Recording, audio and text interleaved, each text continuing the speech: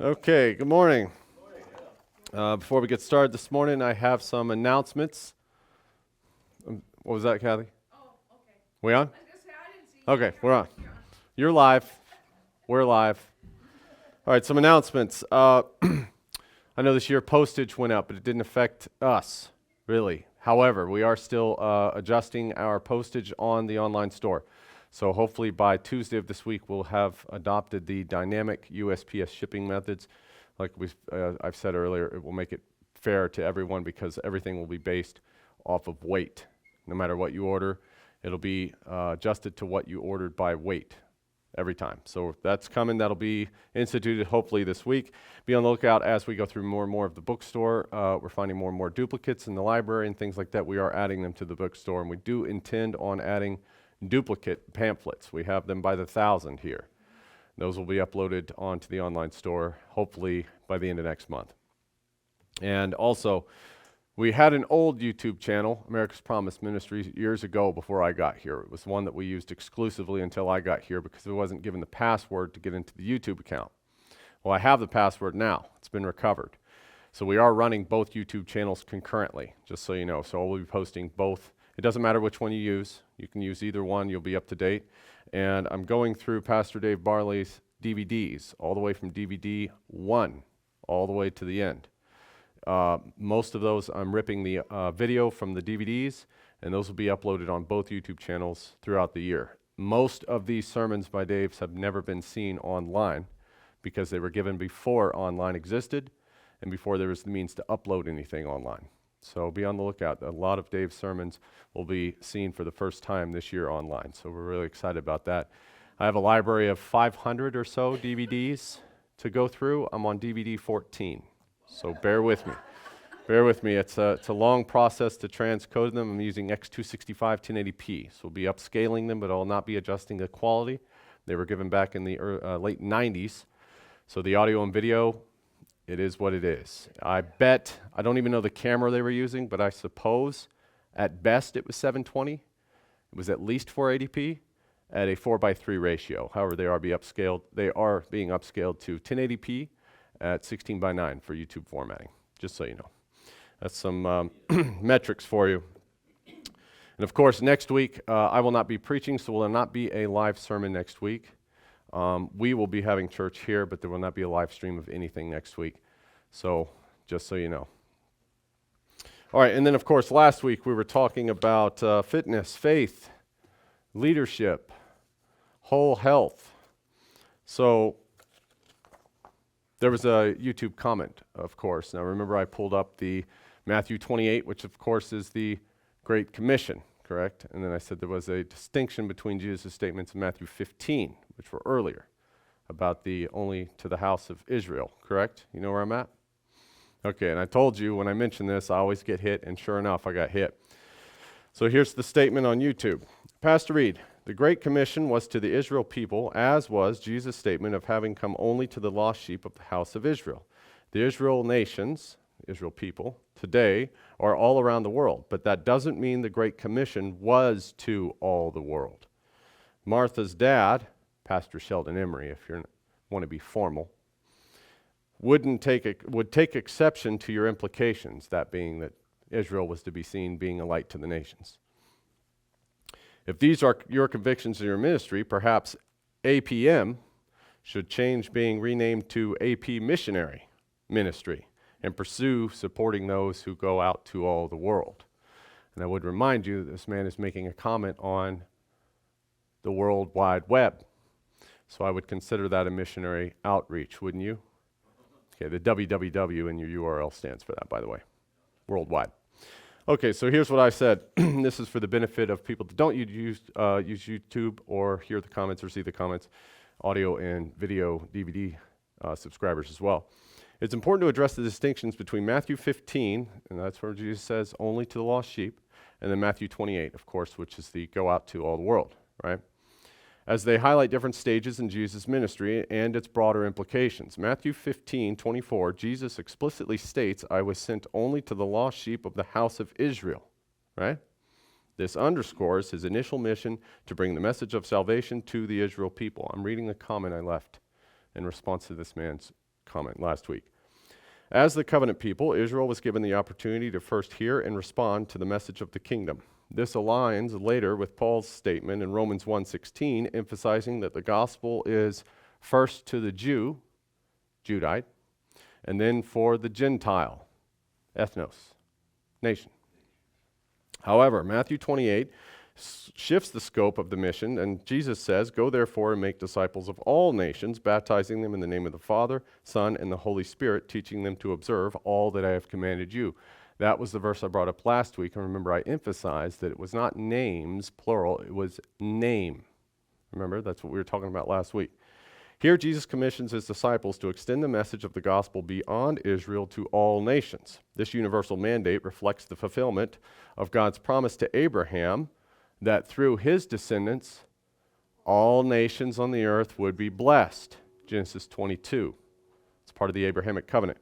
While it is true that many physical descendants of Israel are now dispersed worldwide, the Great Commission clearly calls for evangelizing to all nations, regardless of ethnic or cultural lineage. This is a logical progression of God's redemptive plan, moving from the specific Israel, currently, to the universal, eons to come. Now, I often wonder when people bring these up, especially concerning the Great Commission and to whom we're supposed to be preaching, why is it that they have to be two distinct missions that run separately from each other? You see? It is always either it's Israel preaching to Israel or it's nothing. You see? I say that the two missions can be run concurrently, like this. We'll take pork because it's an easy law and it can be proven in a matter of moments, right? Say I'm talking exclusively to an Israelite, but there are some non-Israelites standing by that may be within earshot, and I tell them about the benefits of not eating pork, and of course it's lawful to not eat unclean animals, correct? And other non-Israelites overhear my discussion with this Israelite, and they resolve within their own minds that perhaps the principles I was talking about would be beneficial if they did them in their own lives. Is that true? Does it happen in this earth? Okay, so in other words, is that an observable reality? Very much so. So those messages don't have to be distinct, do they? They can run concurrently. And like I say, I have a worldwide outreach on the internet via YouTube and BitChute, sometimes Rumble. So I don't know who everyone's ethnicity is that watches these videos and whether or not the words I have brought to them in this message rings true, you see. All right. Rest assured, and of course, remember, he told us we need to change this ministry's name. Rest assured, the ministry's name isn't going anywhere. After all, APM stands for America's Promise Ministries, not Ask Personal Modifications. We teach the global implications of the Great Commission as part of Israel's divine mission because Jesus made it crystal clear. Go into all the world and preach the gospel to all creation. Mark 16:15. We just read that this morning. Isaiah backed this up long before, saying, "Is it too small a thing for you to be my servant to restore the tribes of Jacob? I will also make you a light for the Gentiles." That's Hebrew, it still means nations. Isaiah 49:6. Even Joel chimed in, "I will pour out my spirit upon all flesh." Joel 2:28. So while we respect differing views, we'll continue focusing on the big picture. Israel first, yes, but also the rest of the world, because Revelation 7:9 reminds us the restitution of all things won't just look like one nation. It'll be every tribe, people, nation, and language. King James calls it tongue, correct? All right, that's the mission, and our name reflects that eternal truth. No edits needed. Speaking of Pastor Emery, I'll paste a few statements he wrote himself concerning this ministry's beliefs and focus. And I'm not going to paste those to you. I'll actually show you. I've brought up one of the original America's Promise statement of beliefs. You can see it's got the old symbol on it, and it even says here, America's Promise Radio. Just so you know, it's dated. This is dated. And of course, it says P.O. Box 5334, Phoenix, Arizona. So this is the original Lord's Covenant Statement of Beliefs. We'll read what Pastor Emery himself wrote concerning his ministry's mission. He says, "We believe that Jesus Christ ascended into heaven," Mark 16:19, and where he makes intercession for us as our only high priest, and that he shall personally return, take the throne of David, and rule on earth over all kindreds and tongues. Pastor Emery wrote that. Here's another one. We believe that God's law was given only to Israel, that it was given for Israel's good, but that if Israel was to be punished, Israel was to be punished if it was disregarded. And that law eventually was to be administered to the entire world. Okay, so the statements I said last week do align with Pastor Emery's vision for this ministry, do they not? Here's another one if you don't believe me. We believe that prophecy about Israel has been and is being and will continue to be fulfilled in them. As the true Israel of God, they come under all the covenants, promises, and prophecies that God made with Israel and which Christ came to confirm. Only these people have the Bible, believe in Jesus Christ, call on his name, are called by his name, and have used his law for their civil governments, and establish a weekly Sabbath by law, and carry his word to the other races of the earth. And we are now subject to the worldwide attack by the enemies of Jesus Christ, who are organizing all the heathen under the red banner of anti-communist world communism, anti-Christ world communism. We hereby resolve before Almighty God and in the name of our Lord Jesus Christ that we will preach and teach these truths and all the truths of the Holy Scriptures, so help us God. Pastor Emery and I agree, once again. So, I hope that this clarification provides a balanced perspective and assures you that the ministry remains committed to faithfully following Scripture's teachings. Your feedback is deeply appreciated. There you go. So you're free to leave comments under a pseudonym, handle, or moniker, but just so you know, it is in a public forum, and I will see them, read them, and respond to them correctly, with a fair and balanced view, of course. But I believe that man was mistaken in having us change our church's name. We preach the same thing as Pastor Emery did when he founded it. Israel first, and then a light to the nation by the end of the age. Okay. So this morning I plan to bring a message of hope and reassurance both to our people and our nation. Many Americans today are both anxious and optimistic about the state of the nation and its future, and yet we as believers, we have God's Word, and we know that it's a message of encouragement and comfort. And of course, we'll be reading from the book of Isaiah today. So if you want, you can turn to Isaiah chapter 41. We'll know this is end-time prophecy, but we'll get to that later. Now, chapter 41 speaks to the Israel people as they're in a place of despair, and it offers those people hope and the promise of restoration. And just as God assured Israel of old, he speaks to us today. Okay? So look at Isaiah 41, verse 8 through 10. Be thou Israel, art my servant, Jacob, whom I have chosen, the seed of Abraham my friend, thou whom I have taken from the ends of the earth, and called thee from the chief men thereof, and said unto thee, Thou art my servant, I have chosen thee, and not cast thee away. Fear thou not, for I am with thee. Be not dismayed, for I am thy God. I will strengthen thee, yea, I will help thee, yea, I will uphold thee with the right hand of my righteousness. Okay, we were just talking about the right hand this morning, weren't we? There it is. All right, now notice here, God is addressing who? Be thou Israel, art my servant, Jacob, whom I have chosen, the seed of Abraham my friend. Okay? So he's referring to Israel as his servant, and he's referring to them as being the offspring of Abraham. Why? Because this reminds the Israel people and us of the special relationship we have with God, specifically a covenant relationship. You see? Which is grounded in the promises made to Abraham, our ancestor. And these promises are, of course, known as the Abrahamic covenant. All right. Of course, if you'd like to read more, we do offer one of Pastor Emery's books, just in case you think my sermons and his diverge. He's wrote about the same thing I'm preaching about this morning in this book, the Abrahamic covenants. Are they fulfilled or forgotten? I highly encourage you to read those books. Anything that we have here is highly educational. So the Abrahamic covenant, and of course here, Thou whom I have taken from the ends of the earth, and called thee from the chief men thereof, and said unto thee, Thou art my servant. Okay, so you see what's going on here. God reminds his Israel people, and us of course, that he brought us from distant places. And of course he regathered us, as we well know. And God still, in this age, has plans and purposes for us. He has not abandoned his people or rejected them, despite our struggles. Of course, if you'd like to understand more about the regathering of Israel in the end of the age, read another one of Pastor Emery's books, which I highly recommend, Heirs of the Promise. You'll find him and I agree once again. Okay? Heirs of the Promise. Of course, we know prophecy says that God would scatter Israel. He would sift them among the nations, correct? Okay, and we understand here, the function here is that God has taken them from the ends of the earth and done something with them. He's called them together for a special purpose, right?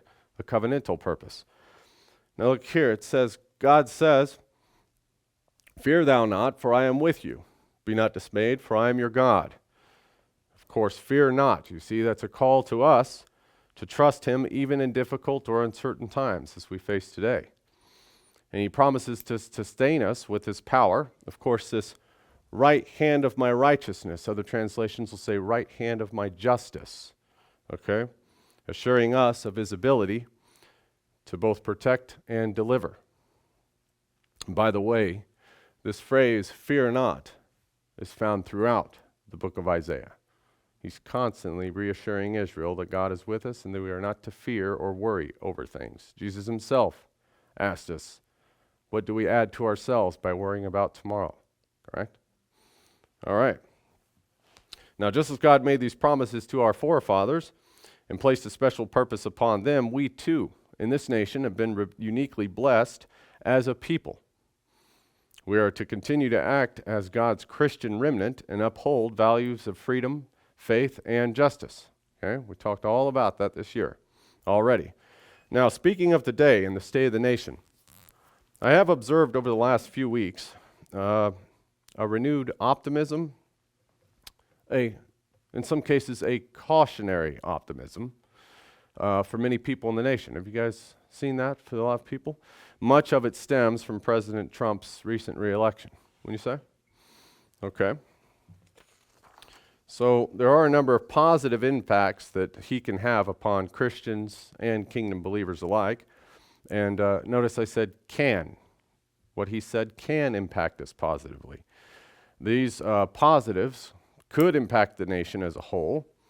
Now, it's not all good, neither is it all bad, but I try to bring a balanced viewpoint at least. After all, President Trump is a mortal man, and no mortal man is perfect. There is only one of those, correct? We know, yes. So as long as we have a mortal man in office, we're not going to have a perfect man in office. You understand? Now, I bring a balanced viewpoint because a lot of people are worrying themselves into an early grave, focusing on only the negative. So this morning, we're going to look at the beneficial this morning. And by that, I mean the practical, the constructive, the efficacious. All right? And the reason why I don't have, reason why I hammer on the people that are constantly being negative Nancy's is because they usually present a one-sided argument.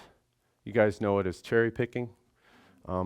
More scholarly term would be confirmation bias. Okay, and they selectively present evidence or data that aligns only with their opinions or their beliefs, while disregarding or omitting counter arguments or contradictory information. You see that a lot, especially with keyboard warriors nowadays, especially with the advent of Facebook and other social media sites and other ways to put out information, and in most cases, misinformation. Okay, that's because they use the selective, the selective use of evidence. So they're only going to bring up what's convenient to them and what proves their point, be it negative or positive. It's not balanced, you see. And of course, they ignore context, which is a big problem. And the effect of that is that the misinformation and polarizing of a lot of people. You see, so they'll render other arguments that are counter to theirs as ineffective or unimportant. So we have to watch out for that thing. So like I said, we're just going to focus on the beneficial today and taking Trump at his word. That's all we can do, right? Okay. So from what I've read and observed and what others have said, one of the most significant aspects of Trump's leadership is his commitment to preserving and promoting values that align with our faith. He seems to do that quite a lot. His planned policies for the next 4 years may offer an opportunity for us to see our beliefs reflected in national government. For one thing, Trump has been a staunch defender of the rights of Christians to practice and share our faith without fear, specifically without fear of persecution. That's what he said. Right? That's a good thing. Can you argue that isn't a good thing with me? Now, Trump's not perfect. Is he better than Biden? Okay, yeah. All right. Case in point. Okay, so Trump, he speaks to Christian Americans. Right? Now, a lot of people say this is a bias for white evangelical Christians. Let's go with Christians this morning, okay? We're not going to split hairs. Trump's also, in his administration's made efforts to appeal the Johnson Amendment. You guys are familiar with that, of course. Okay, for the benefit of those who are not. The Johnson Amendment is a provision under the U.S. Tax Code from 1954, okay? And that prohibits tax-exempt organizations or nonprofits, like this church, charities as well, from endorsing or opposing political candidates. You see, so that was the Johnson Amendment.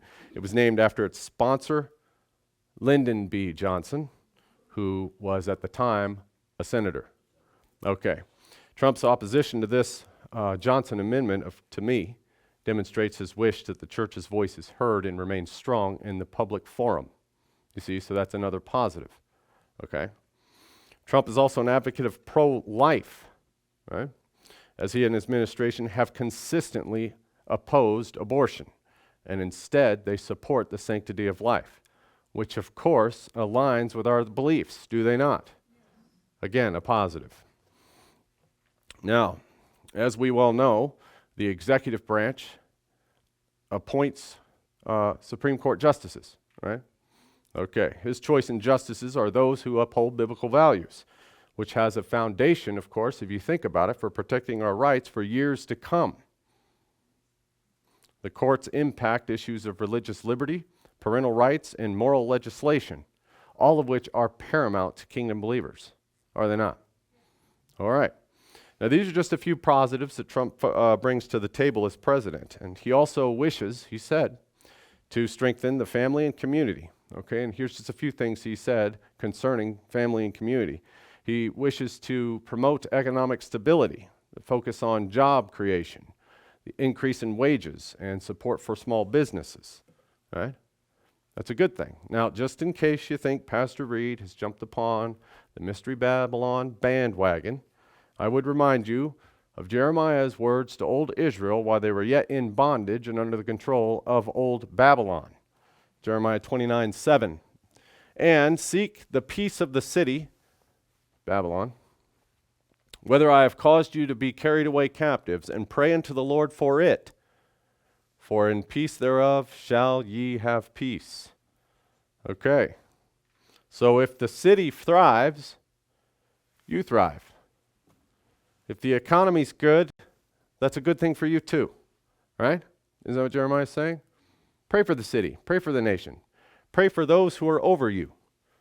Because if the country thrives, you thrive. All right? And of course, that is nothing more nor less than an observable reality once again, is it not? Okay, a thriving economy strengthens communities and enables churches like this one, like America's Promise, to expand their ministries. So it's a good thing, once again. Trump also desires to uphold parental rights in education, another good thing, especially concerning radical ideologies like critical race theory and this whole messy gender ideology thing.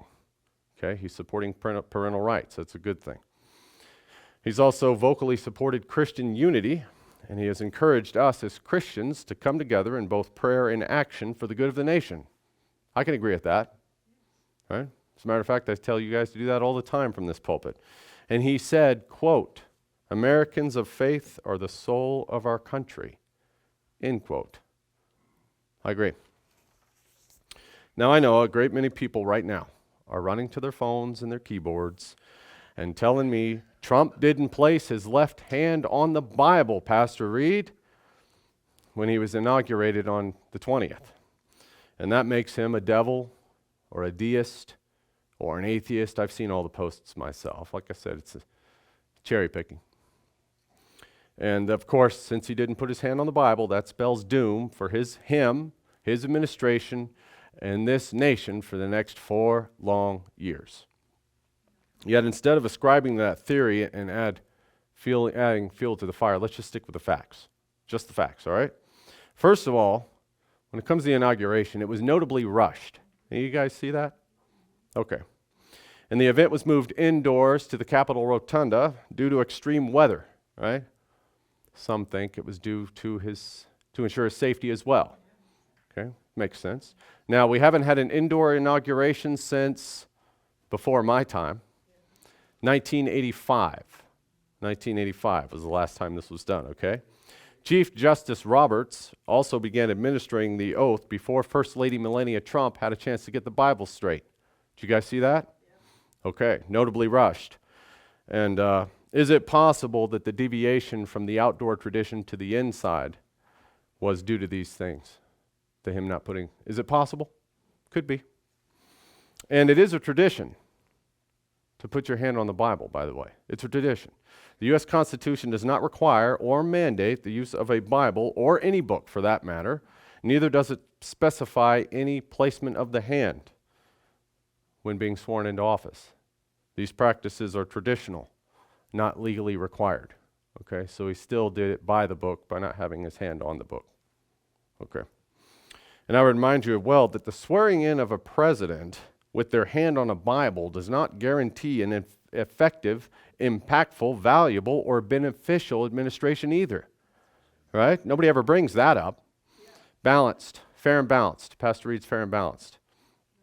Like I said, the gesture is a symbolic tradition rather than a determining factor of leadership quality, success in policy, or ethical governance.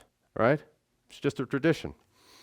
A president's effectiveness is determined by their decisions, their leadership qualities, and ability to address the nation's challenges, not by the manner of their oath-taking.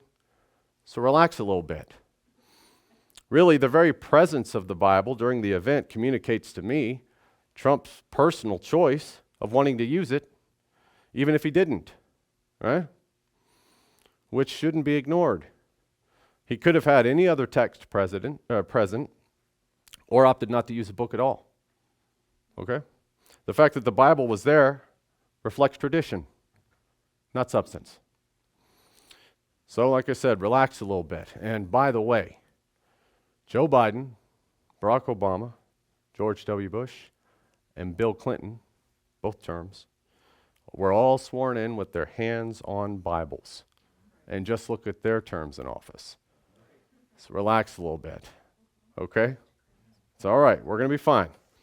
Anyway, President Trump's recent re-election in 2025, as far as I've seen and observed, has reignited hope for many Americans, emphasizing unity, patriotism, and the restoration of national pride.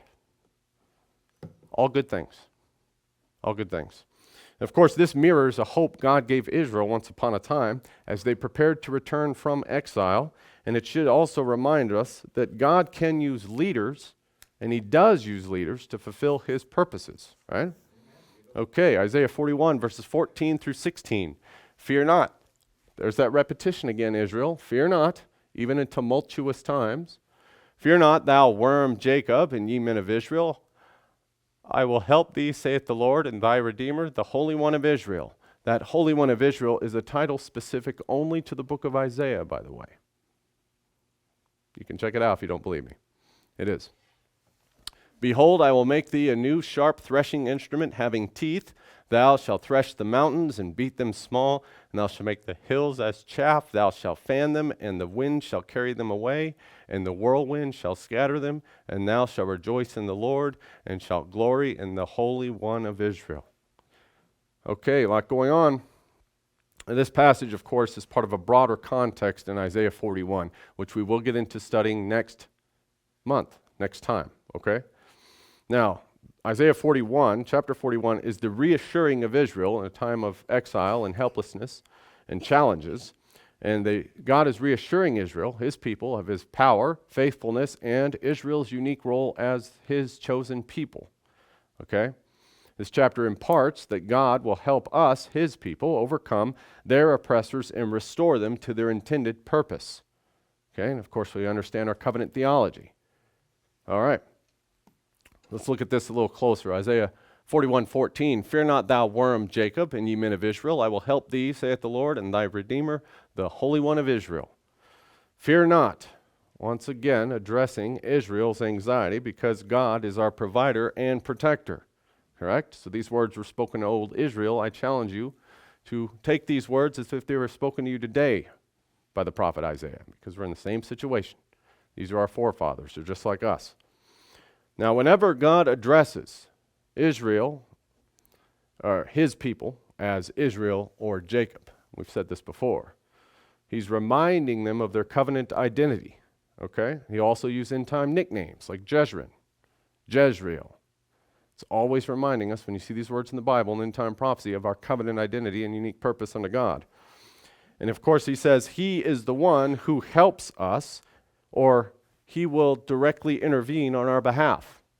Correct? Okay. Worm Jacob. Israel here is exactly a low or helpless or vulnerable state. Right? Of course, here we have a low state or status, and we must have God's power because we cannot do it ourselves. It's worm Jacob.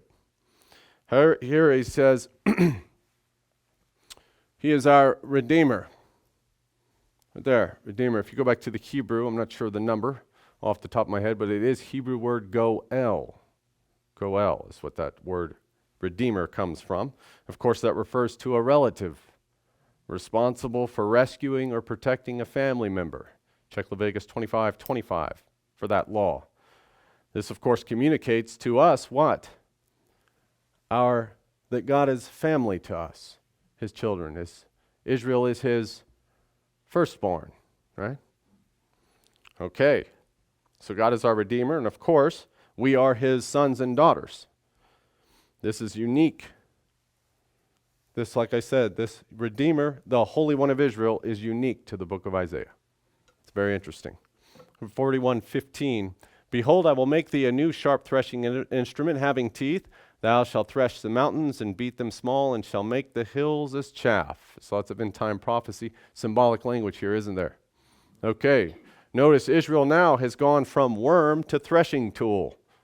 Having teeth now, right? Okay. And that's, threshing tool does what? Separates grain from chaff. Now, not tares from wheat. That's the angel's job. Right? Okay, grain from chaff. Okay? So in other words, we're giving teeth and made sharp. So this worm, this metamorphosis from worm to instrument suggests that Israel, though previously was weak and effective, will become a powerful tool in God's hands at the end of the age. Right? Okay? Thresh mountains. Mountains symbolize nations, of course, and at times in Bible prophecy as well, great obstacles or challenges that oppose God's people. Okay? And here we see that with God's help, Israel will overcome these things. You see? And of course, chaff is lightweight and easily removed. So these obstacles will be totally destroyed. Right? Okay, and notice the obstacles are done away completely when faced with God's power working through his people Israel. You see that? What's going on in that verse? 41:16, thou shalt fan them, and the wind shall carry them away. That's known as winnowing. Okay? And the whirlwind shall scatter them, and thou shalt rejoice in the Lord, and shall glory in the Holy One of Israel. Okay, so winnowing is the process of tossing threshed grain into the air and allowing the wind to carry away the chaff. Okay, you've seen that practice before? All right. Of course, the heavier, more valuable grain falls to the ground. All right. The process in the Bible, when you see this, symbolizes divine judgment. Divine judgment, because who controls the winds? It's God that does the choosing. Okay. All goes along. All one continuous thing, you see. God removes them with ease, no matter how powerful these mountains are for his people Israel. All right, and of course, rejoice. The Israel people are seeing rejoicing as a people in who? Themselves? President Trump? The Lord. because there is no other way this would have been done except by the power of God. We'll have no choice but to turn and rejoice in God, you see. For it was he that accomplished this with his power and, of course, his faithfulness to Israel. You see? It's a covenant work. Now, as you read along in Isaiah, you also come to chapter 45, and that's, of course, a part of restoring and empowering the nation. God used a leader in chapter 45 named Cyrus, king from the east. Very good. And, of course, God used that leader, Cyrus, to bring about the empowering and change of Israel for the good, right? It's Isaiah chapter 45. And, of course, just as God did that, God can use, and he does use, modern leaders to bring about our renewal. Does he not? Okay. So while today we feel like the challenges that we have in this nation are mountains, such as things like political division, social unrest, we may feel like these things are too large for us to conquer or too complex to overcome. God says he will empower us to rise above these obstacles and fulfill his purposes. You see, that's what he's telling us, this nation. Of course, our Bible is full of examples about how transformation in the nation and the people of Israel occurred by God using ordinary people to achieve extraordinary things. There's a myriad of Bible stories on that, is there not? All right. Most of them didn't want to be used that way, as a matter of fact. Isaiah 41, verses 17 through 20.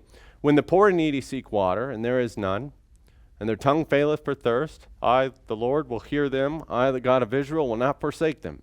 I will open rivers in high places and fountains in the midst of the valleys.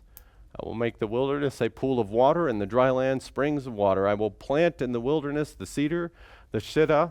Other translations call that the acacia tree, used in building the ark and other holy objects. The shittim tree, and the myrtle, and the oil tree. I will set in the desert the fir tree, and the pine, and the box tree together, that they may see and know and consider and understand together that the hand of the Lord has done this, and the Holy One of Israel has created it. All right. So here again we see God's sovereignty and, of course, his role as Redeemer and Protector of Israel. And, of course, this passage here addresses his commitment to providing for his people in their time of need, you see. All right, the poor and the needy.